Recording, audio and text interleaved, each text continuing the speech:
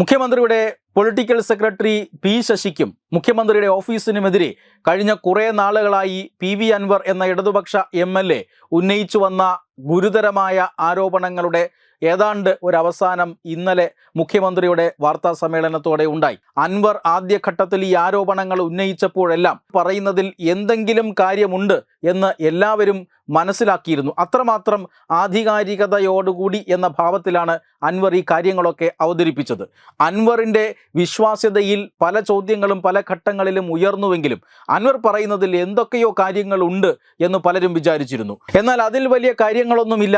സ്വർണ്ണക്കടത്തുകാരുടെയും ഹവാല സംഘങ്ങളുടെയും ജൽപ്പനങ്ങൾ മാത്രമാണിതെന്നും പോലീസിന്റെ മനോവീര്യം കെടുത്താനുള്ള ആരോപണങ്ങൾ മാത്രമാണെന്നും അൻവർ പറയുന്ന പല കാര്യങ്ങളും പി ശശി ചെയ്തു കൊടുക്കാത്തത് കൊണ്ടുള്ള രോഷപ്രകടനമാണ് എന്നും ഇന്നലെ മുഖ്യമന്ത്രി പറയാതെ പറഞ്ഞു വെച്ചു.